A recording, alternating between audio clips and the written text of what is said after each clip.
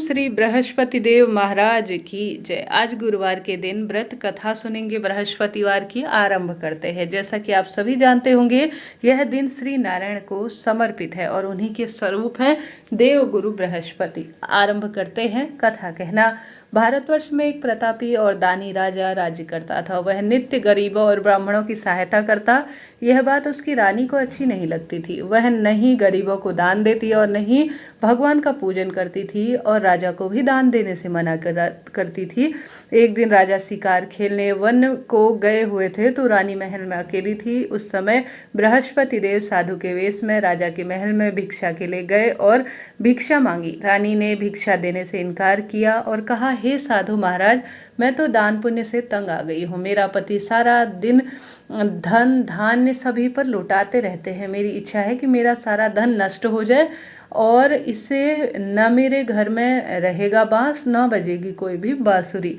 इस तरह से उसने साधु महात्मा ने कहा। साधु ने कहा, देवी तुम तो बड़ी विचित्र हो। धन संतान तो सभी चाहते हैं, पुत्र और लक्ष्मी तो पापी के घर में भी होना चाहिए। यदि तुम्हारे पास अधिक है तो भूखों को भोजन कराओ, प्यासों के लिए प्याऊ बनवाओ, मुसाफिरों के लिए धर्मशालाएं खुलवाओ। जो निर्धन और अपनी कन्याओं का विवाह नहीं कर सकते, उन निर्धन कुंवारी लड़कियों के विवाह में सहायता करो।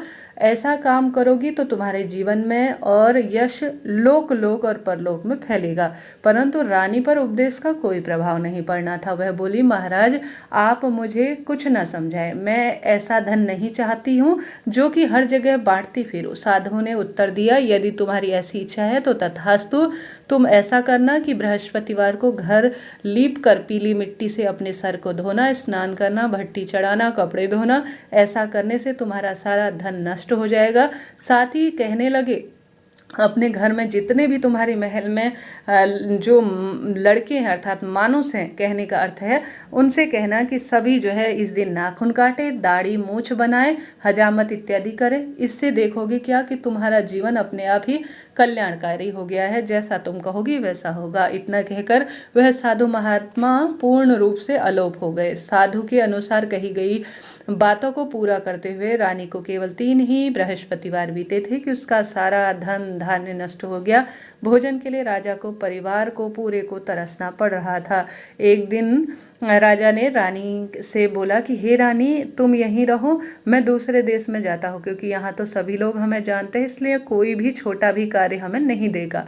ऐसा कहकर राजा परदेश चला गया। वहाँ वह जंगल में लकड़ी काट कर लाता, शहर में बेचता। इस तरह वह अपना जीवन व्यतीत करने लगा। इधर राजा के परदेश जाते ही रानी और दासी दुखी रहने लगे। एक बार जब रानी और दासी को 7 दिन तक बिना भोजन के रहना पड़ा तो रानी ने अपनी दासी से कहा कि हे दासी, पास ही के नगर में मेरी बहन रहती है, वह बड़ी धनवान है, तो उसके पास जा और कुछ लेकर आ, ताकि थोड़े बहुत भी दिन गुजारा बसर हो सके। दासी रानी की बहन के पास गई, लेकिन उस दिन गुरुवार था और रानी की बहन उस समय बृहस्पतिवार की व्रत कथा सुन रही थी। दासी ने रानी की बहन को अपनी रानी का संदेश दिया, लेकिन रानी की बड़ी बहन ने कोई उत्तर नहीं दिया। जब दासी को रानी की बहन ने कोई उत्तर नहीं दिया तो वह बड़ी दुखी हुई और उसे क्रोध भी आया। दासी ने वापस आकर रानी को सारी बात बता दी। सुनकर रानी ने अपना भाग्य कोसा। उधर रानी की बहन ने सोचा कि मेरी बहन की दासी आई थी, परंतु मैं उससे कुछ भी नहीं बोल पाई, इस कारण वह बड़ी दुखी होगी। कथा सुनकर और पूजा समाप्त कर वह अपनी बहन के घर आई और कहने लगी, हे बहन, मैं बृहस्पतिवार का व्रत कर रही थी, तुम्हारी दासी मेरे घर आई, परंतु जब कथा होती है तब न तो उठते हैं और नहीं बोलते हैं, इसलिए मैं कुछ भी नहीं बोली और नहीं कुछ कह पाई। कहो दासी, क्यों आई थी? रानी बोली, बहन, तुमसे क्या छिपाना है, हमारे घर में खाने को अन्न नहीं है, कोई भी अनाज मेरे घर पर विराजमान नहीं है। ऐसा कहते कहते रानी की आंखों में से आंसू बहने लगे। उसने दासी समेत 7 दिनों से भूखे रहने की बात अपनी बहन को विस्तार पूर्वक बता दी। रानी की बहन बोली, देखो बहन, भगवान बृहस्पति देव सबकी मनोकामना पूर्ण करते हैं। देखो, शायद तुम्हारे घर में कहीं अनाज रखा हो। पहले तो रानी को विश्वास नहीं हुआ, पर अपनी बहन के आग्रह करने पर उसने अपनी दासी को अंदर भेजा तो बृहस्पति देव की कृपा से सचमुच अनाज से भरा हुआ एक घड़ा अंदर था। यह देखकर दासी को बड़ी हैरानी हुई। दासी रानी से कहने लगी, हे रानी, जब तुमको भोजन नहीं मिलता तो हम तब भी तो आप व्रत करती हैं, इसलिए क्यों ना इससे व्रत और कथा की विधि पूछ ली जाए ताकि हम भी यह चमत्कारी व्रत कर सके। तब रानी ने अपनी बहन से बृहस्पतिवार के व्रत के बारे में पूछा। उसकी बहन ने बताया, बृहस्पतिवार के दिन व्रत में चने की दाल और मुनक्के से श्री हरि विष्णु भगवान को केले के जड़ में सुंदर स्वरूप में पूजन करना, दीपक जलाना, बृहस्पतिवार की कथा सुनना, पीला भोजन करना, इससे बृहस्पति देव प्रसन्न होते हैं। व्रत और पूजन विधि बताई। रानी की बहन अपने घर की ओर लौट गई। 7 दिन के बाद जब गुरुवार आया तो रानी और दासी ने व्रत रखा। घुड़साल में जाकर चना और गुड़ लेकर आई। फिर उसने केले की जड़ तथा भगवान विष्णु का पूजन किया। अब पीला भोजन कहाँ से आए, इस बात को लेकर दोनों बहुत दुखी हुई। चूंकि उन्होंने व्रत रखा था इसलिए बृहस्पति देव उनसे प्रसन्न थे, इसलिए वह एक साधारण व्यक्ति का रूप धारण कर 2 थालियों में सुंदर पीला भोजन दासी को दे गए।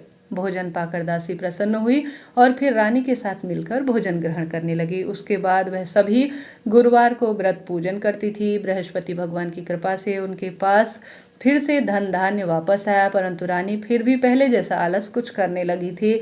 तब दासी बोले, देखो रानी, तुम पहले भी इसी तरह आलस्य करती थी, तुम्हारे धन रखने में कष्ट होता था तुम्हें, इस प्रकार तुम्हारा सभी धन नष्ट हो गया और अब जब भगवान बृहस्पति की कृपा से धन मिला तो फिर तुम्हें आलस्य होने लगा। रानी को समझाते हुए दासी कहती है कि बड़ी मुसीबतों के बाद हमारे सुख के दिन आए हैं, धन हमने पाया है, इसलिए हमें दान पुण्य करना चाहिए, भूखे व्यक्तियों को भोजन कराना चाहिए, धन को शुभ कार्य में खर्च करना चाहिए, जिससे तुम्हारे कुल का यश बढ़ेगा, सुख समृद्धि में वृद्धि होगी और पितृ प्रसन्न होंगे। दासी की बात सुनकर रानी अपना धन शुभ कार्य में खर्च करने लगी, जिससे पूरे नगर में उनका यश फैलने लगा। बृहस्पतिवार व्रत कथा के बाद श्रद्धा के अनुसार आरती गानी चाहिए। इसके बाद प्रसाद बांटकर ही उस व्रत को खोलना चाहिए। एक दिन राजा दुखी होकर जंगल में एक पेड़ के नीचे आसन जमाकर बैठ गया। वह अपनी दशा को याद करके बहुत व्याकुल हो उठा और बृहस्पतिवार का दिन आ गया। एकाएक उसने देखा कि निर्जन वन में एक साधु प्रकट हुए हैं। वह साधु वेश में स्वयं बृहस्पति देवता थे। लकड़हारे के सामने आकर बोले कि हे लकड़हारा, इस सुनसान जंगल में तो चिंता में क्यों बैठा है। लकड़हारे ने दोनों हाथों को जोड़कर प्रणाम किया और उत्तर दिया, महात्मा आप सब कुछ जानते हैं, मैं क्या कहूँ। यह कहकर वह रोने लगा और साधु महात्मा को अपनी आत्मकथा सुनाई। महात्मा जी ने कहा, तुम्हारी स्त्री ने बृहस्पतिवार के दिन बृहस्पति देव भगवान का निंदारण किया था, जो है अपमान किया था, जिस कारण वह रुष्ट थे। उन्होंने तुम्हारी यह दशा कर दी थी। अब तुम चिंता दूर करके मेरे कहने पर चलो, तुम्हारे सब कष्ट दूर हो जाएंगे और भगवान पहले के जैसे ही तुम्हें धन धान्य और संपत्ति का वरदान देंगे। तुम बृहस्पतिवार के दिन बृहस्पति भगवान का पूजन करो, कथा किया करो, 2 पैसे के चने मुनक्का लाकर उसका प्रसाद बनाओ और शुद्ध जल के लोटे में शक्कर मिलाकर अमृत तैयार किया करो। कथा के पश्चात अपने सारे परिवार और सुनने वाले प्रेमियों को अमृत वह प्रसाद बांटकर आप भी प्रसाद ग्रहण किया करो। ऐसा करने से भगवान तुम्हारी सब मनोकामना पूर्ण करेंगे। साधु के ऐसा वचन सुनकर लकड़हारा बोला, हे प्रभु, मुझे लकड़ी बेचकर जितने पैसे नहीं मिलते, ऐसे में मैं कैसे व्रत और प्रसाद लाऊंगा जिससे भोजन के उपरांत अपने लिए भी मैं कुछ बचा सकूं। मैंने रात्रि में अपनी स्त्री को व्याकुल देखा, मेरे पास अब कुछ भी नहीं है जिससे कि मैं उनकी खबर ले सकूं। साधु ने कहा, हे लकड़हारे, तुम किसी बात की चिंता न करो। बृहस्पतिवार के दिन तुम रोजाना की तरह लकड़ी लेकर शहर में जाओ। तुमको रोज से दुगना धन प्राप्त होगा, जिससे तुम भली भांति से भोजन कर लोगे और बृहस्पति देव की पूजा का तुम्हारे लिए सामान भी आ जाएगा। तुम चिंता मत करो। इतना कहकर साधु महात्मा अंतर्ध्यान हो गए। धीरे धीरे समय व्यतीत होने पर फिर वही बृहस्पतिवार का दिन आया। लकड़हारा जंगल से लकड़ी काटकर भक्तजनों किसी शहर में बेचने गया। उस दिन उसे और दिनों से ज़्यादा पैसा मिला। राजा ने गुड़ चना आदि लाकर बृहस्पतिवार का व्रत किया। उस दिन से उसने सभी उसके कलेश कलह दूर हुए। परंतु जब दोबारा बृहस्पतिवार का दिन आया तो बृहस्पतिवार के दिन वह व्रत करना भूल गया। अब इस कारण से दोबारा बृहस्पति देव महाराज नाराज हो गए। भक्तजनों, उस दिन उस नगर के राजा ने विशाल यज्ञ का आयोजन किया और शहर में घोषणा करा दी कि कोई भी मनुष्य अपने घर में भोजन न बनाए, न आग जलाए, समस्त जनता हमारे यहाँ भोजन करने आए। इस आज्ञा को जो भी मानेगा, इसका जो भी पालन नहीं करेगा और किसी भी तरह से राजा के पालन दिए गए वचन की अवहेलना करेगा वह भारी सजा का भागीदार बनेगा। इस प्रकार की घोषणा संपूर्ण नगर में राजा ने करवाई। राजा की आज्ञा अनुसार शहर के सभी लोग भोजन प्राप्त करने के लिए गए, लेकिन लकड़हारा कुछ देर से पहुंचा, इसलिए राजा उसको अपने साथ घर ले गए और ले जाकर भोजन करा रहे थे। तो रानी की दृष्टि उस खूंटी पर पड़ी जिस पर उसका हार लटक रहा था। वह वहां नहीं दिखाई दिया। रानी ने निश्चय किया कि मेरा हार इस मनुष्य ने ही जरूर चुराया है। उसी समय सिपाहियों को बुलाकर उसको कारागार में डाल दिया। जब लकड़हारा जो है कारागार में गया तो बहुत दुखी होकर विचार करने लगा कि न जाने कौन सा मुझसे पिछले जन्म में कर्म हुआ है, पाप हुआ है, जिसका दुख मुझे भोगना पड़ रहा है। और उसी साधु को याद करने लगा जो कि उन्हें जंगल में मिला था। उसी समय तत्काल बृहस्पति देव साधु के रूप में प्रकट हुए और उसकी दशा को देखकर कहने लगे, अरे मूर्ख, तूने बृहस्पति देव की कथा नहीं करी, इस कारण से तुझे दुख प्राप्त हुआ है। अब चिंता मत कर, बृहस्पतिवार के दिन कारागार के दरवाजे पर 4 पैसे पड़े मिलेंगे, उससे तू बृहस्पति देव का पूजन करना, तेरे सभी कष्ट दूर हो जाएंगे। बृहस्पति देव जो है बृहस्पति के दिन उसे 4 पैसे मिले। लकड़हारे ने कथा कही। उसी रात्रि को बृहस्पति देव ने उस नगर के राजा में स्वप्न में दर्शन दिए और राजा से कहा, हे राजा, तुमने जिस आदमी को कारागार में बंद कर रखा है वह निर्दोष है, वह राजा है, उसे छोड़ दो। रानी का हार उसी खूंटी पर लटका है। अगर तू ऐसा नहीं करेगा तो तेरा सारा राज्य नष्ट कर दूंगा। इस तरह रात्रि के स्वप्न में भक्तजनों राजा को सब कुछ जो है सुबह के समय जो रात्रि में स्वप्न आया था वह याद आया। वह प्रातःकाल उठा और खूंटी पर हार देखकर लकड़हारे को बुलाकर क्षमा मांगी और लकड़हारे को सुंदर सुयोग्य वस्त्र, आभूषण इत्यादि देकर विदा किया। बृहस्पति देव की आज्ञा अनुसार लकड़हारे ने उसे अपने नगर से पूर्ण रूप से विदा किया। राजा जब अपने नगर के निकट पहुंचा तो उसे बड़ा आश्चर्य हुआ। नगर में पहले से अधिक बाग, तालाब, कुएं और बहुत ही सुंदर धर्मशाला, मंदिर आदि बन गई है। राजा ने पूछा, यह किसका बाग है और किसकी धर्मशाला है?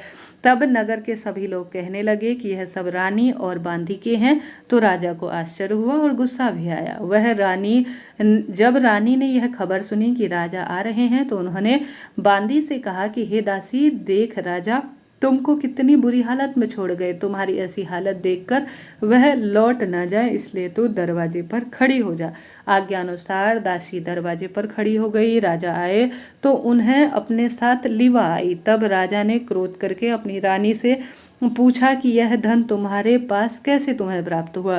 तब उन्होंने कहा, हमें यह सब धन बृहस्पति देव के इस व्रत से प्राप्त हुआ है। राजा ने निश्चय किया कि 7 रोज बाद तो सभी बृहस्पति देव का पूजन करते हैं, परंतु मैं प्रतिदिन दिन में 3 बार कहानी कहूँगा तथा रोज व्रत करूँगा।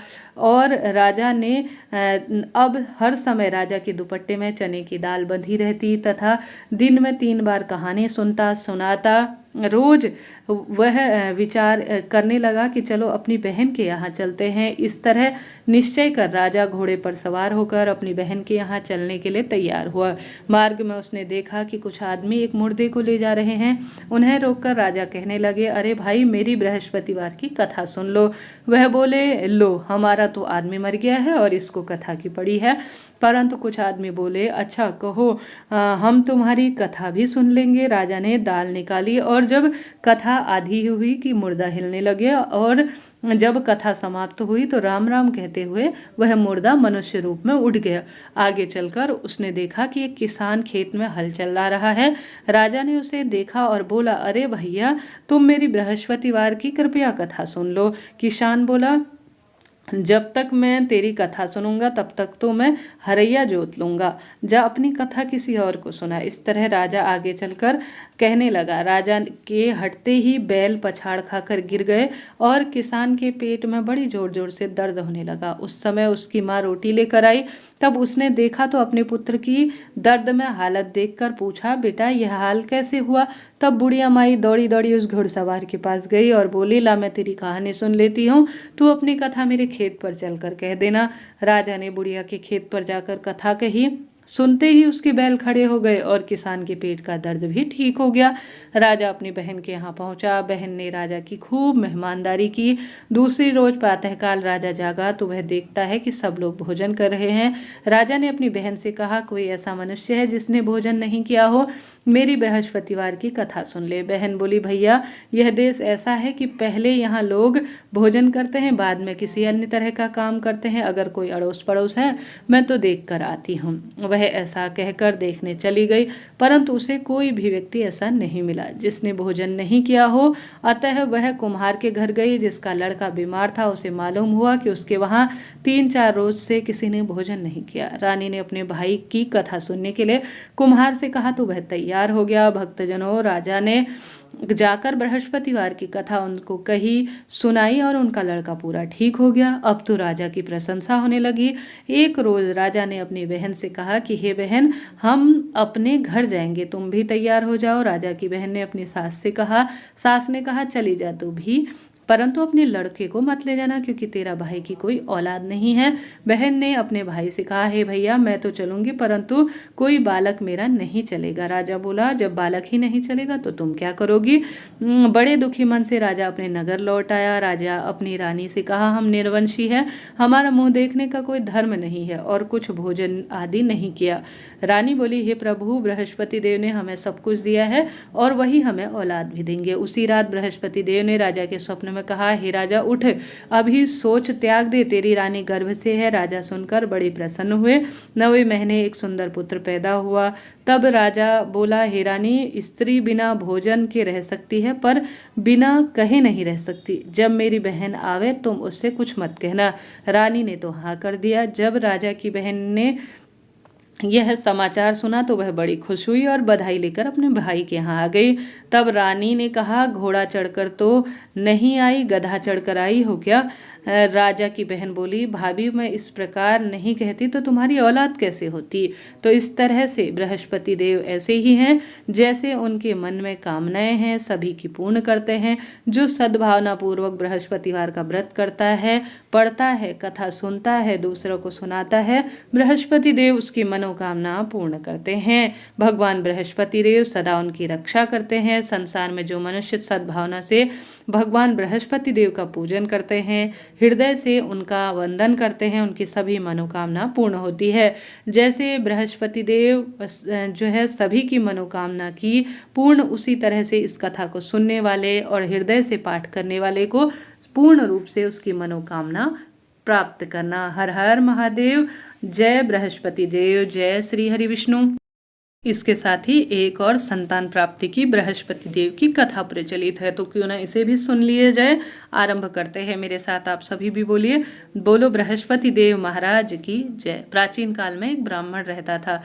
वह बहुत निर्धन था, उसकी संतान नहीं थी। उसकी स्त्री बहुत मलिनता के साथ रहती थी। वह स्नान नहीं करती, किसी देवता का पूजन नहीं करती, जिससे ब्राह्मण देवता बड़े दुखी थे। बेचारे बहुत कुछ कहते थे परंतु उसका कोई भी परिणाम नहीं होता था। भगवान की कृपा से ब्राह्मण की स्त्री के घर कन्या रूपी रत्न पैदा हुआ। कन्या बड़ी होकर प्रातः स्नान करके भगवान विष्णु का पूजन वह जाप करती थी। बृहस्पतिवार का व्रत भी करने लगी। अपने पूजन पाठन को समाप्त करके विद्यालय जाती, अपनी मुट्ठी में जौ भर कर ले जाती और पाठशाला के मार्ग में डालती हुई जाती। तब ये जौ स्वर्ण के जौ लाते समय उनको बीन कर भी लेकर आती थी। एक दिन वह बालिका सूप में उन सोने के जौ को फटकारती हुई साफ कर रही थी, तो उसके पिता ने देख लिया और कहा, बेटी सोने के जौ के लिए सोने का सूप होना भी जरूरी है।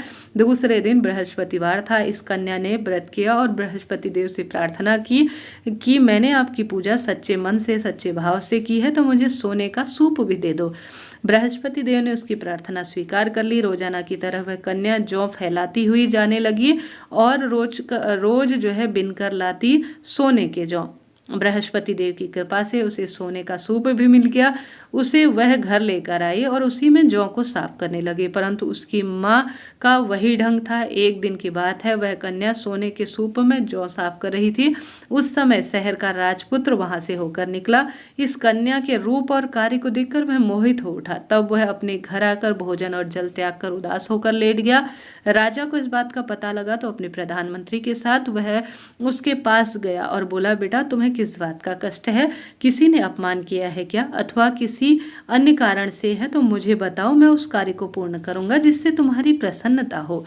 अपने पिता की और राजकुमार की बात सुनी तो बोला, मुझे आपकी कृपा से किसी प्रकार का दुख नहीं है और नहीं मेरी कोई अपमान हुआ है, परंतु मैं उस लड़की से विवाह करना चाहता हूँ जो सोने के सूप में जौ साफ कर रही थी।